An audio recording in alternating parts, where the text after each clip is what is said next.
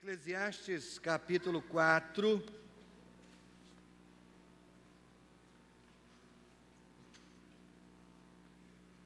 a partir do versículo 7,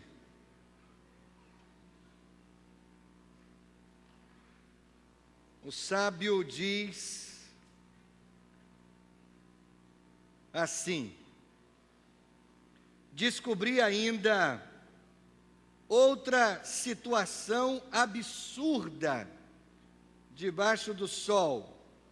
Então ele agora vai descrever que situação absurda é essa. Havia um homem totalmente solitário, não tinha filho nem irmão, trabalhava sem parar. Contudo, seus olhos não se satisfaziam com a sua riqueza, e ele sequer perguntava: para quem estou trabalhando tanto? E por que razão deixo de me divertir? Isso também é absurdo. É um trabalho por demais ingrato. E aí vem o conselho do sábio para esse homem solitário. E aí o sábio diz assim: é melhor ter companhia do que estar sozinho, porque maior é a recompensa do trabalho de duas pessoas. Se um cair, o amigo pode ajudá-lo a levantar-se, mas pobre do homem que cai e não tem quem o ajude a levantar-se. E se dois dormirem juntos, vão manter-se aquecidos, como porém manter-se aquecido sozinho?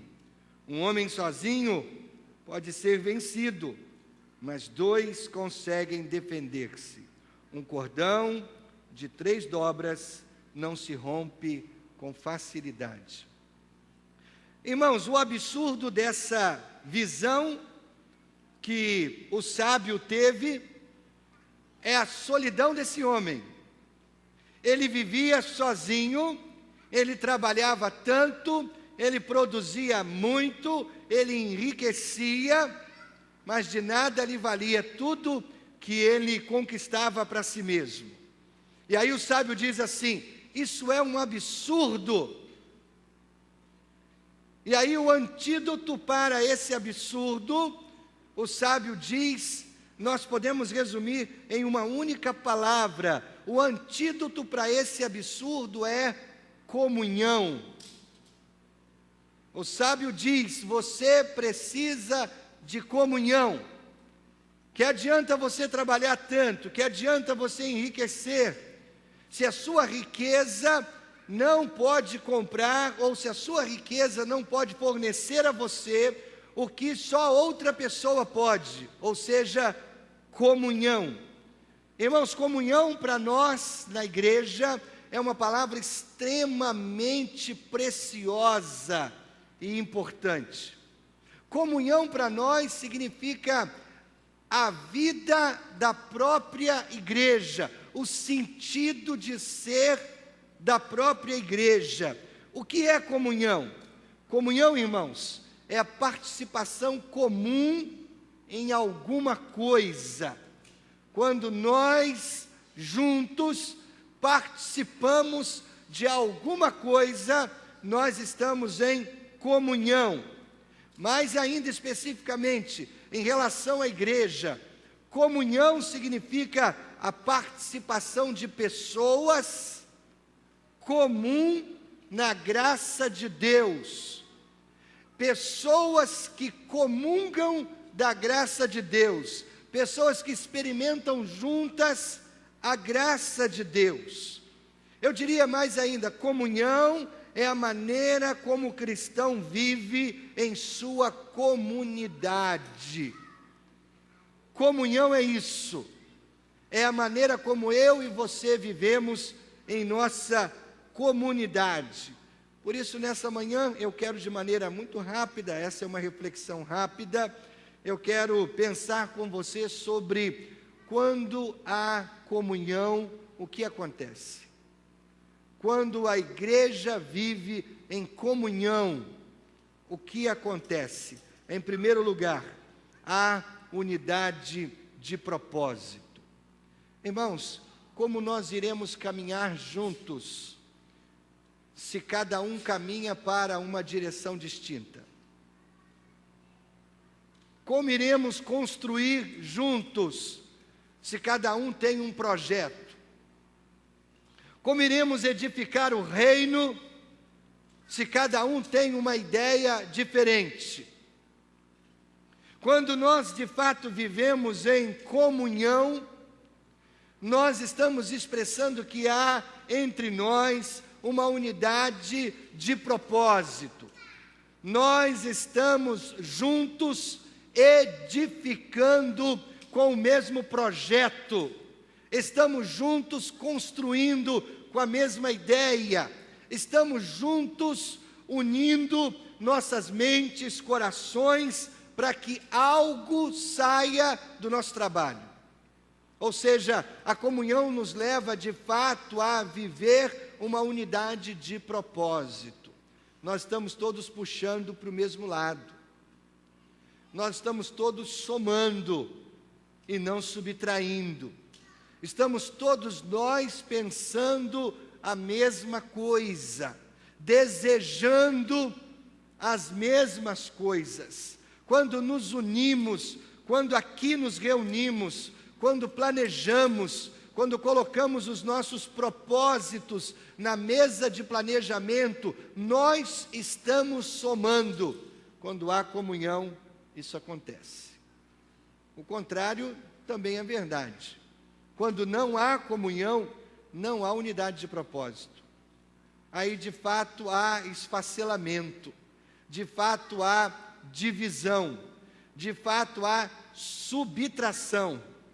Mas quando nós investimos em comunhão, quando nós buscamos comunhão, nós somamos os nossos propósitos e de fato conseguimos chegar à unidade de propósito. Não é à toa, irmãos, que nós temos caminhado até onde nós estamos hoje.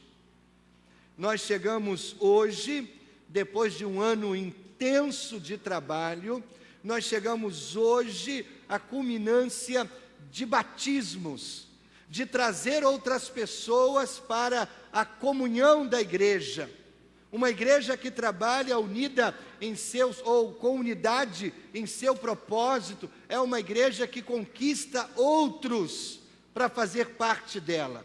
Não é, irmãos, admissível que uma igreja tenha diversos propósitos, diversos projetos, tão distintos, que não se somam um ao outro para alcançar o mesmo objetivo. Não é possível isso. Agora, quando de fato nós unimos os nossos propósitos e focamos naquilo que é principal, o resultado é crescimento, o resultado é multiplicação. Hoje, irmãos, nós estamos investindo cada vez mais, por exemplo, numa igreja voltada para grupos pequenos. Grupos pequenos. Nosso crescimento em termos de célula este ano foi expressivo. Quantas novas células, quantos novos líderes treinados. No dia 29 nós vamos fazer uma grande retrospectiva do que foi o nosso ano de trabalho, e você verá o que unidade de propósito produz, de eficácia, de resultados, de bons resultados para a glória de Deus. Por quê? Porque somos uma igreja que investimos em comunhão, e aí há unidade de propósito. Mas é claro, irmãos, quando há comunhão, quando existe comunhão, há também união de forças. União de forças. Sozinhos, irmãos, ou solitários, nós somos tão vulneráveis aos ataques do nosso inimigo. A Bíblia nos deixa tão absolutamente lúcidos sobre quem é o nosso inimigo. A Bíblia diz que nós não lutamos contra carne nem contra sangue, ou seja, nosso inimigo não são os homens, nossos inimigos não são pessoas, nós temos um inimigo espiritual, e ele é extremamente poderoso, ele é extremamente ardiloso, ele é extremamente sutil no seu trabalho de destruir a igreja de Jesus. Mas veja, quando nós vivemos em comunhão, quando nós investimos na comunhão da igreja, nós unimos as nossas forças. A minha pequena fé se une à sua pequena fé, que se une à pequena fé de centenas de outras pessoas, e com isso nós podemos mover o mundo. Com a nossa fé unida, nós podemos mover o mundo. Alguém disse: me dê um ponto de apoio e eu movo o mundo. Eu digo para você, o nosso ponto de apoio é a fé. Se caminhamos sozinhos, irmãos, nós podemos ir muito mais rápido, mas se caminhamos juntos, nós podemos ir mais longe. Quando nós unimos as nossas forças, nós nos tornamos um exército imbatível. Eu preciso de você, você precisa de mim, e juntos nos tornamos absolutamente imbatíveis. Mas quando o inimigo consegue, irmãos, fincar uma cunha entre eu e você, entre você e o seu irmão, o inimigo de fato conseguiu um ponto em que ele vai destruir vocês. Nós não podemos permitir isso, irmãos. Por isso que é tão importante nós investirmos em comunhão. Por isso que é tão importante, irmãos, nós fazermos da comunhão prioridade em nossa igreja. União de forças existe quando há comunhão. Mas ainda, a unidade de propósito, a união de forças, mas há também divisão de sofrimento. E isso é tão interessante. Quando nós sofremos sozinhos, nós sofremos absolutamente. Mas quando nós sofremos com alguém do nosso lado, nós conseguimos dividir o sofrimento e minimizar o sofrimento para o nosso coração. Quantas pessoas se isolam no tempo da crise? Quantas pessoas passam pela crise sozinhos? Talvez seja a tendência até da maioria das pessoas. Eu quero ficar sozinho, eu não quero ouvir ninguém, eu quero me retirar. E isso é tão nocivo. Quando nós estamos passando por momentos de tragédia, de dor, de luta, de sofrimento, como é importante ter alguém ao nosso lado. Como é importante ter alguém com quem nós podemos dividir, abrir o coração, contar onde está a dor.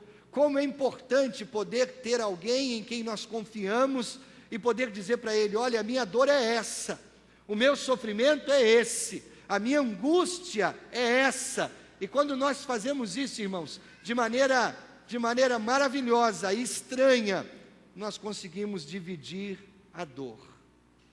Às vezes nós não precisamos nem ouvir nada da pessoa que está ao nosso lado.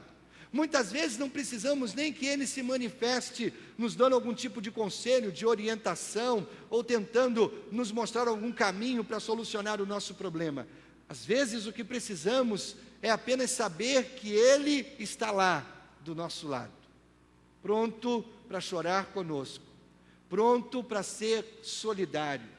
Querido, você tem esse privilégio de ter uma família espiritual, você tem esse privilégio de ter pessoas com quem você pode contar, de ter pessoas que na hora do sofrimento estarão lá do seu lado.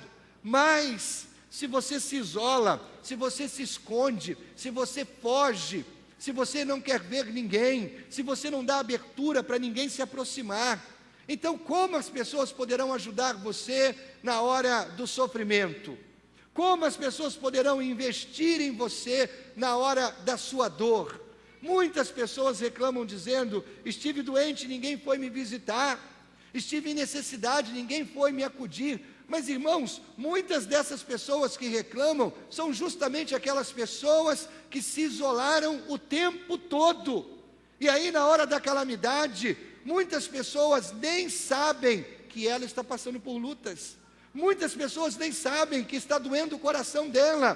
Por quê? Porque viveu isolada o tempo todo, afastando as outras pessoas do seu convívio. Querido, por favor, invista para o seu próprio benefício, invista em comunhão, porque onde há comunhão e quando existe comunhão, há divisão de sofrimento. O nosso sofrimento não é absoluto, nós podemos dividi-lo com outras pessoas. Mas não só existe divisão de sofrimento, há também multiplicação de alegria. Quando vivemos em comunhão, as nossas alegrias são multiplicadas. Por quê? Porque a sua vitória é a minha vitória. Porque a sua conquista é a minha conquista. Porque o seu troféu é meu também. Quando você ganha uma medalha, ela é minha também. Por quê, irmãos? Porque somos o mesmo corpo. Porque investimos na bênção e no benefício dos nossos irmãos. E aí, quando nossos irmãos conquistam, quando nossos irmãos vencem, isso também é nosso. Quando eles se alegram, nós nos alegramos. Quando eles celebram, nós também celebramos. Ora, irmãos, então onde há comunhão, há multiplicação de alegria. Como é bom saber de um casal ou de uma família que adquiriu finalmente a sua casa própria. Como é bom saber de um irmão que finalmente conseguiu comprar o seu primeiro carro. Como é bom saber de outro que trocou o carro antigo por um novo, maior, mais equipado, bonito. Como é bom saber de um pai que vem à frente e diz: olha, eu quero agradecer. De uma mãe que vem à frente e diz: quero agradecer, meus 2 filhos estão se formando. Como é bom saber de pessoas que estão firmes na fé, estão vencendo, estão conquistando. Isso traz para o nosso coração, para nós que vivemos em comunhão, isso traz multiplicação de alegria. Por isso, irmãos, nós fazemos questão de que haja testemunhos, de que as nossas bênçãos não fiquem camufladas, não fiquem escondidas. Conte as bênçãos. Conte as bênçãos, testemunhe daquilo que Deus tem feito em sua vida, afirme e reafirme que você está de fato debaixo da bênção de Deus, e Deus está lhe dando conquistas, vitórias. Algumas pessoas dizem assim: pastor, eu não gosto de fazer isso, ou pensam, né? Porque se disser para mim, eu acho que eu fecho a Bíblia e bato na cabeça dele. Mas algumas pessoas pensam assim: eu não vou contar as coisas que Deus tem feito na minha vida, porque as pessoas vão ficar de olho grande na minha vida. Já viu isso? Né? As pessoas vão ficar com um olho grande na minha vida. Né? Irmãos, pelo amor de Deus, irmãos, não tem olho tão grande, ou tão maior do que a cruz de Jesus, irmãos. A gente tem que parar com esse negócio de achar que as artimanhas do diabo. Irmãos, se nós estamos com Jesus, não tem olho grande nenhum não, irmãos. Mal olhado, o que é isso? O que é isso, irmãos? Quantas bênçãos mesmo. Atribua a Deus. É Deus quem me deu. Foi Deus quem me proporcionou isso. Foi Deus que acrescentou isso na minha vida. Eu vou à frente, eu apresento o carro novo, a casa nova, a moto nova, o emprego novo, o namorado novo. Apresento para todo mundo, não tenho medo, é bênção de Deus. Não é? Não, mas eu vou esconder, vai que ficam de olho grande. Por misericórdia, irmãos. Se é Deus quem está nos dando, quem é o diabo para tomar da gente, irmãos? Se é Deus quem nos proporcionou, quem é o inferno inteiro para tirar da gente?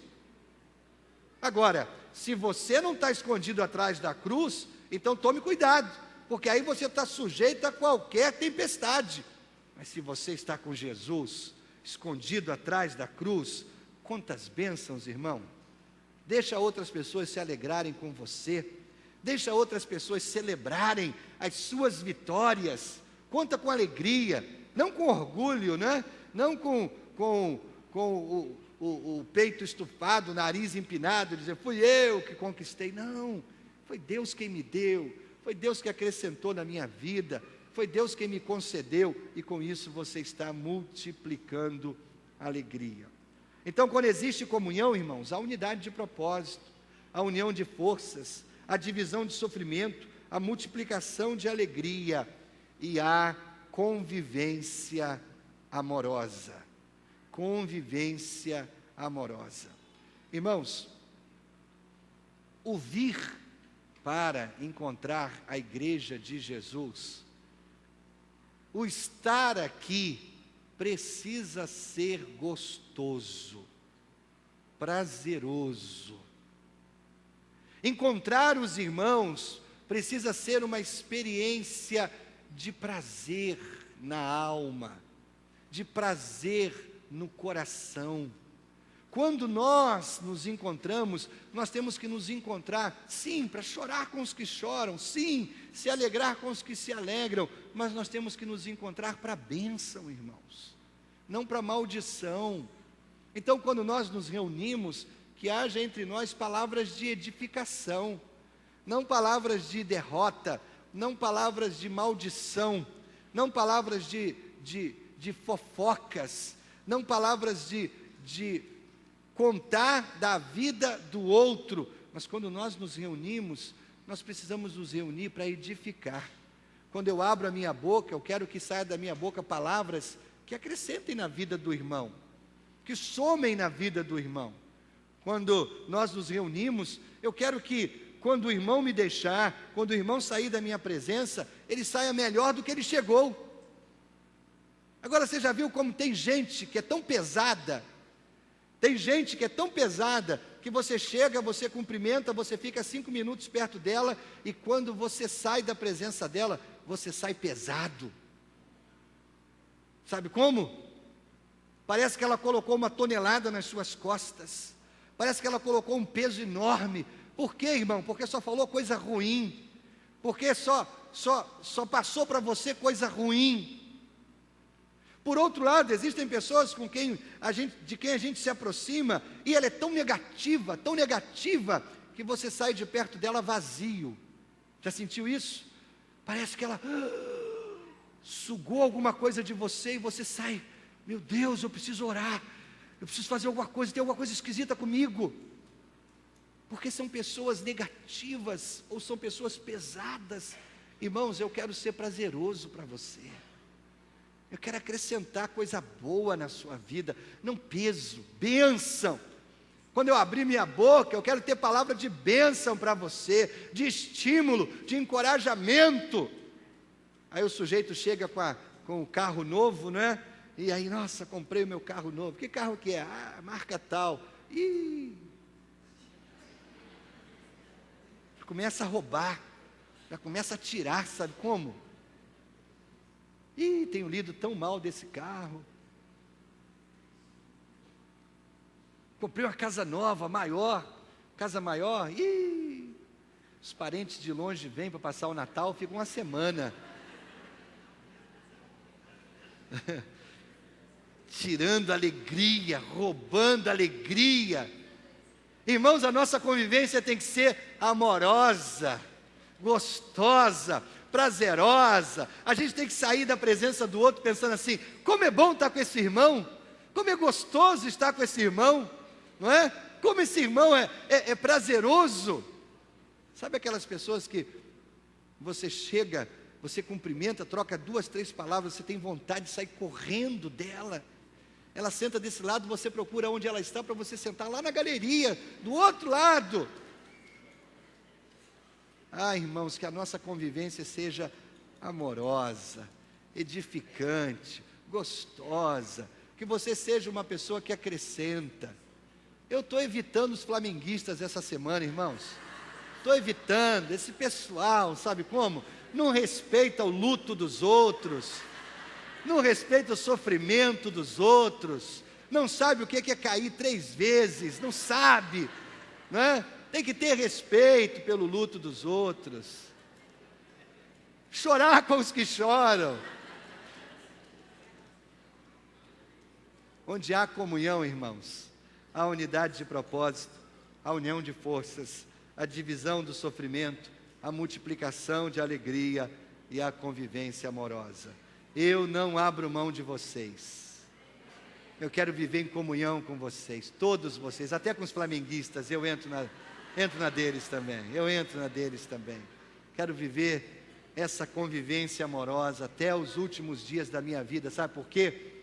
Porque isso acrescenta a minha vida, isso faz bem à minha alma, isso me ajuda a ser melhor.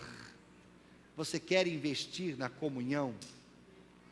Você quer fazer força para que a sua igreja seja uma igreja que tenha comunhão saudável? Você pode fazer isso. Vamos ficar de pé, vamos orar, pedindo que Deus nos abençoe. Pai, é tão bom viver os teus projetos, os teus planos, os teus propósitos, Senhor. É tão bom andar debaixo da tua vontade, e quando aqui nos reunimos para comunhão, Senhor, e nós nos alegramos com isso. Nós estamos felizes por isso, Deus, porque comunhão é propósito teu. O Senhor nos deu uma família, o Senhor nos introduziu nesta família para a bênção, para a alegria, para a edificação, para o crescimento, Senhor. E aí a nossa oração é essa: protege a comunhão da segunda igreja, Pai, em nome de Jesus. Repreende o destruidor, repreende o diabo, Deus, repreende demônios de divisão, em nome de Jesus, para que aqui nós tenhamos um povo, Deus, feliz, alegre, próspero, vencedor e, acima de tudo, unido pela graça do Senhor. Traz, Senhor, muitos outros, atrai, Senhor, muitos outros, para viverem esse clima gostoso, amoroso, que é a comunhão dos santos. Muito obrigado, Pai, porque temos experimentado isso de uma maneira tão gostosa, tão harmoniosa. Mantenha assim, Senhor, por favor. É a minha oração e eu a faço em nome de Jesus. Amém, irmãos? Amém. Graças a Deus.